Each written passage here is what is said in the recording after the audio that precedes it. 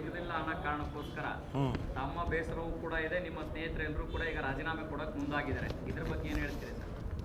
ನಮ್ಮ ಸ್ನೇಹಿತರಿಗೆ ಅಷ್ಟೇ ಅಲ್ಲ, ಭಾಳ ಜನ ನನಗೂ ಸೇರಿಕೊಂಡು ಭಾಳ ಜನ ಭಾಳ ನಿರಾಶೆ ಆಗಿದ್ದೀವಿ. ಯಾಕೆಂದರೆ ನಾವು 45 ವರ್ಷದಿಂದ ನಾವು ರಾಜಕೀಯ ಮಾಡ್ಕೊಂಬಂದಿವಿ. ಈಗ ನಾವು ನಮ್ಮ ಜಿಲ್ಲೆಯಿಂದ ಲಕ್ಷ್ಮಣ ಸವದಿಗೆ ಮಂತ್ರಿ ಮಾಡಿದ್ದಾರೆ. ಅವರಿಂದ ಕಾಂಗ್ರೆಸ್ ಪಕ್ಷಕ್ಕೆ ಭಾಳ ಒಳ್ಳೆಯದಾಗ್ತದೆ, ಸ್ಟ್ರೆಂಥನ್ ಆಗ್ತದೆ. ಭಾಳ ಖುಷಿ ಆಯ್ತು ನಮಗೂ. ಅವ್ರು ಬರಲಿ, ನಮ್ಮ ಪಾರ್ಟಿಗೆ ಸೇರಿಕೊಳ್ಳಿ, ನಮ್ಮ ಪಾರ್ಟಿ ಸಂಘಟನೆ ಮಾಡಲಿ, ನಮ್ಮ ಪಕ್ಷ ಬಲಪಡಿಸಲಿ ಅಂಥೇಳಿ ನಮಗೂ ಖುಷಿ ಆಯಿತು. ಅವ್ರಿಗೆ ಮಂತ್ರಿಮಂಡಲ ಮಾಡೋದ್ರಿಂದ ನಮಗೇನು ಬೇಸರ ಏನಿಲ್ಲ. ಅವ್ರಿಗೆ ಮಾಡಿದಾರಲ್ಲ ಅವ್ರಿಗೂ ಮಾಡಲಿ. ಆದರೆ ನಾವು 40 ವರ್ಷದಿಂದ ನಾವು ಪಕ್ಷದಾಗ ದುಡ್ಕೊಂಡು ನಿಷ್ಠೆಯಿಂದ ಕಾಂಗ್ರೆಸ್ ಇದ್ದು ನಮಗೂ ಮಾಡಬೇಕಾಗಿತ್ತು ಅನ್ನೋದು ನಮ್ಮದು ಒಂದು ಬೇಡಿಕೆ ಇತ್ತು. ಆಮೇಲೆ ಈಗ ನನಗೇನಾಗಿದೆ, 18 ನಮ್ಮ ಬೆಳಗಾಂ ಜಿಲ್ಲೆ 18 MLA ಕ್ಷೇತ್ರ, ಅದ್ರಾಗ 11 ಜನ ನಾವು ಕಾಂಗ್ರೆಸ್ನಾಗಿದ್ದೀವಿ. ಅಟ್ಲೀಸ್ಟ್ 3 ಜನ ಮಿನಿಸ್ಟರ್ ಮಾಡಬೇಕಾಗಿತ್ತು. ಈಗ 2 ಮಾಡಿದ್ದಾರೆ. ಈಗ ನೋಡಿ, ನಿಮಗೆಲ್ಲ ಗೊತ್ತಿದೆ, ಕೊಪ್ಪಳ ಒಳಗೆ ಇರೋದೇ 3 ಜನ, ಕೊಪ್ಪಳ ಜಿಲ್ಲೆಯೊಳಗೆ ಇರೋದೇ 3 ಜನ, 2 ಮಂತ್ರಿ ಮಾಡಿದ್ದಾರೆ. ಮಂಡ್ಯ ಜಿಲ್ಲೆಯೊಳಗೆ 5 ಜನ ಇದ್ದಾರೆ, 5ರೊಳಗೆ 2 ಮಾಡಿದ್ದಾರೆ. ಆಮೇಲೆ ಕಲಬುರಗಿ ಒಳಗೆ 7 ಜನ MLAಗಳು, ಅಲ್ಲಿ 3 ಜನ ಮಿನಿಸ್ಟರ್ ಮಾಡಿದ್ದಾರೆ. ಹಾಗಾಗಿ ನಾವು 11 ಜನ ಕಾಂಗ್ರೆಸ್ ಇದ್ದರೂ ಕೂಡ 2 ಸಚಿವರು ತನ ಮಾಡಿದ್ದಾರೆ. ಆಮೇಲೆ ನಾವು ಮೊದಲಿಂದ ಕೂಡ ಕಾಂಗ್ರೆಸ್ ಪಕ್ಷದ ನಮ್ಮ ಕುಟುಂಬ ಸಮೇತ, ನಮ್ಮ ತಂದೆಯವ್ರಿಗೆ ಬ್ರಿಟಿಷ್ ಸರ್ಕಾರದಾಗೆ ಪಾಸಿ ವಾರಂಟ್ ಇತ್ತು, ಗಲ್ಲು ಶಿಕ್ಷೆ ವಿಧಿಸಲಾಗಿತ್ತು. ನಮ್ಮ ತಂದೆಯವ್ರ ಜೊತೆ ಇರೋರು 9 ಜನಕ್ಕೆ ಹ್ಯಾಂಗಿಂಗ್ ಆರ್ಡರ್ ಮಾಡಿ ಗಲ್ಗೆ ಹಾಕಿದ್ರು. ನಮ್ಮ ತಂದೆ ಮತ್ತು ಇನ್ನೊಬ್ಬರು ಸ್ನೇಹಿತರು ಕೊನೆ ಮೊಮೆಂಟು ಸ್ವಾತಂತ್ರ್ಯ ಬರೋವರೆಗೂ ಭೋಗತಾಗಿದ್ದು ಹೊರಗಡೆ ಬಂದು ಆಮೇಲೆ ನಮ್ಮ ಸುಮಾರು 1000 ಎಕರೆ ಜಮೀನ ಮಟ್ಗೋಲು ಹಾಕ್ಕೊಂಡ್ರು ಬ್ರಿಟಿಷ್ನವರು. ಅಂಥ ಕುಟುಂಬದಿಂದ ಬಂದಂಥ ನನಗೆ ಮಂತ್ರಿ ಕೇಳಿ ಕೊಡಬೇಕಲ್ಲ, ಅವರೇ ಹುಡುಕಿ ಸ್ವಾತಂತ್ರ್ಯ ಮಾಡಿದಾರಲ್ಲ ಅಂಥೇಳಿ ಕೊಡಬೇಕಾಯಿತು. ಆದರೆ ನಮಗೆ ಯಾಕೆ ಈ ಥರ ಮಾಡ್ತಾರೋ ಗೊತ್ತಿಲ್ಲ. ನಮ್ಮ ತಂದೆಯವರು ಕೂಡ ಶಾಸಕರಾಗಿದ್ದರು, ನಮ್ಮ ತಾಯಿಯವರು ಕೂಡ ಶಾಸಕರಾಗಿದ್ದರು. ನಾವೆಲ್ಲ ಮೊದಲಿಂದ ಕಾಂಗ್ರೆಸ್ ಕುಟುಂಬದಿಂದ ಬಂತ ನಾನು ನಾಯಕ ಆಗಿದ್ದೀನಿ. ಹಾಗಾಗಿ ಕೆಲವು ಟೈಮ್ನಾಗ ಏನಾಗ್ತದೆ, ಜಾತಿ ಉಪಜಾತಿ, ನಾವು ಬಣಜಿಗರು ಇಬ್ರಿಗಾಗಲೇ ಕೊಟ್ಬಿಟ್ಟಿದ್ದೀವಿ, ಇನ್ನೂ ಬೇರೆ ಬೇರೆ ಉಪಜಾತಿ ಕೊಡ್ಬೇಕು ಅಂತ ನಾನು ಹೇಳಿದೆ. ಜಾತಿ ದಯವಿಟ್ಟು ತರಬೇಡಿ, ನಮ್ಮ ಎಕ್ಸ್ಪೀರಿಯೆನ್ಸ್ ನೋಡಿ. ನಾವು ಲಿಂಗಾಯತರ ಸಮಾಜದಾಗ ಹುಟ್ಟಿರ್ಬೋದು, ಆದರೆ ನಾವೆಲ್ಲ ಬಸವಣ್ಣ ತತ್ವದವರು, ನಾವೆಲ್ಲ ಮೊದಲಿಂದ ಕೂಡ ಬಸವಣ್ಣ ತತ್ವ ಆಗಿದೆ. ಎಲ್ಲ ಒಂದೇ ಜಾತಿ ಅನ್ನೋಂಥ ಮನುಷ್ಯನಿಗೆ ನೀವು ಕೊಡಬೇಕಾಯಿತು. ಭಾಳ ಬೇಜಾರಾಗಿದೆ. ನಮ್ಮ ರಾಷ್ಟ್ರದ ನಾಯಕರಿಗೆ ಮತ್ತು ಕರ್ನಾಟಕದ ನಮ್ಮ ಕಾಂಗ್ರೆಸ್ ಮುಖಂಡರಿಗೆಲ್ಲರಿಗೂ ಗೊತ್ತಿದೆ ನಾನು ಭಾಳ ಸೀನಿಯರು ಅಂತ. ದೇವರಾಜ ಕಾಲದಾಗೆ ನಾನು ಕೂಡ ಜನರಲ್ ಸೆಕ್ರೆಟರಿ ಆಗಿದೆ, ವಿದ್ಯಾರ್ಥಿ ನಾಯಕರಾಗಿ ನಾವು ಹರಿಪ್ರಸಾದ್ ಅವ್ರ ಜೊತೆ, ಜಾರ್ಜ್ ಜೊತೆ ಎಲ್ಲ ನಾವೆಲ್ಲ ಮೊದಲಿಂದ ಕೂಡ ಬೆಂಗಳೂರಿಗೆ ಹೋರಾಟ ಮಾಡ್ಕೊಂಡು ಮುಂದೆ ಬಂದಿರೋಂಥವ್ರು. ನನಗೆ ಈ ಸರಿ 100ಕ್ಕೆ 100% ಮಂತ್ರಿ ಮಾಡ್ತಾರೆ ಅಂದ್ಕೊಂಡಿದ್ದೆ. ಆದರೆ ಭಾಳ ಬೇಸರ ಆಯಿತು. ಈಗ ಕೆಲವಾರು ಶಾಸಕರುಗಳು ನಾವೇನೋ ಪಕ್ಷಕ್ಕೆ ದ್ರೋಹ ಮಾಡಲ್ಲ, ನಮ್ಮದು ಪಕ್ಷನೇ ನಮ್ಮ ತಾಯಿ ಇದ್ದಂಗೆ ಕಾಂಗ್ರೆಸ್ ಪಕ್ಷ. ಬೇರೆ ಕೆಲವರು ಬೇಜಾರು ಮಾಡ್ಕೊಂಡು ಪಕ್ಷನೇ ತೋರಿಸ್ತಾರೆ, ಅಂಥ ಕೆಲಸ ನಾವು ಮಾಡೋಕ್ಕೆ ಹೋಗಲ್ಲ. ಪಕ್ಷ ಮುಂದೆ ಹೀಗೆಲ್ಲ ಅನ್ಯಾಯ ಆಗಬಾರ್ದು, ಆ ಥರ ನೋಡ್ಕೋಬೇಕು ಅಂತ ನಾನು ವರಿಷ್ಠರಿಗೆ ನಾನು ಬೇಡಿಕೆ ಇಡ್ತಾಯಿದ್ದೀವಿ.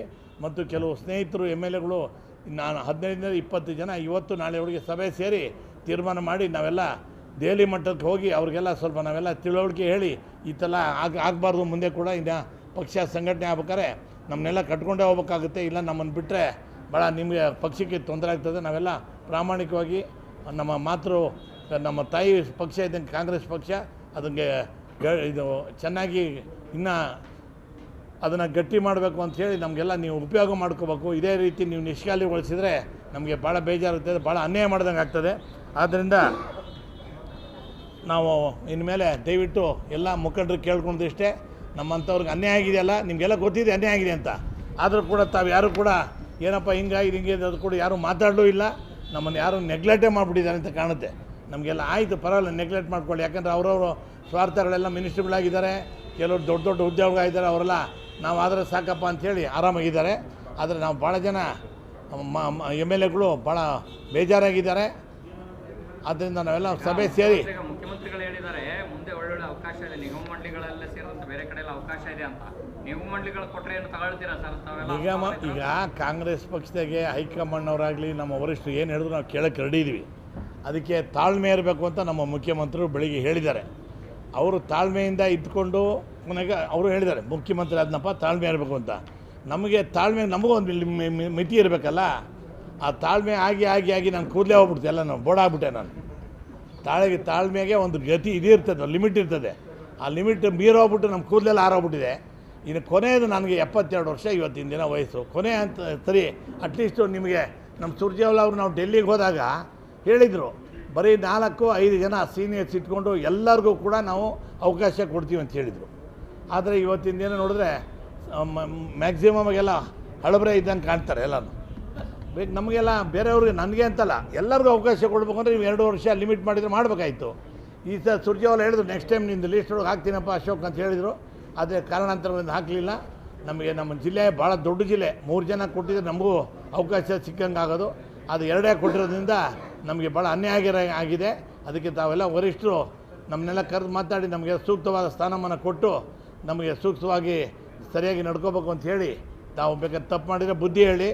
ಆದ್ದರಿಂದ ನಾವೇನು ತಪ್ಪು ಮಾಡಿಲ್ಲ, ಆ್ಯಕ್ಚುಲಿ ಬುದ್ಧಿ ಹೇಳೋ ಸ್ಟೇಜಿನಿಲ್ಲ, ನಾವೇ ದೊಡ್ಡವ್ರು ಬುದ್ಧಿ ಹೇಳೋ ಸ್ಟೇಜ್ ಇದೀವಿ. ಹಳಬರು ಮರಿಬೇಡಿ, ಕಾಂಗ್ರೆಸ್ ಪಕ್ಷಕ್ಕೆ ದುಡ್ದವ್ರು ಮರಿಬೇಡಿ ಅಂತ ನಾವು ಅವ್ರಿಗೆ ಹೇಳೋ ಪರಿಸ್ಥಿತಿ ಇವತ್ತು ಇದ್ದೀವಿ.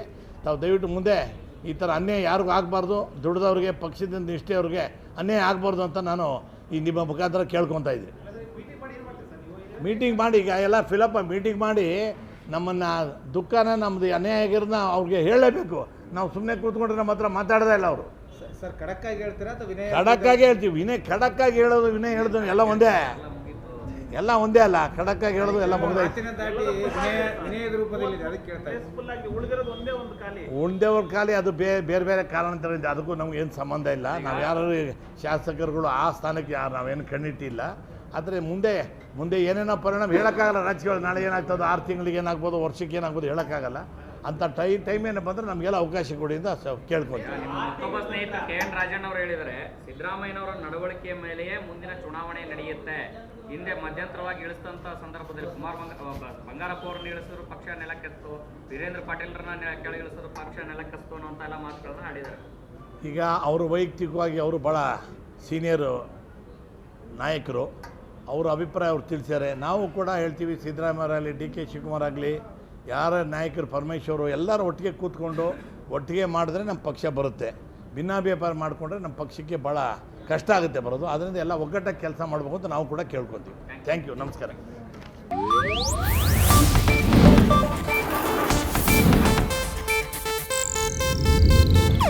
ಇದು ಏಷ್ಯಾನೆಟ್ ನ್ಯೂಸ್ ನೆಟ್ವರ್ಕ್ ಪ್ರಸ್ತುತಿ.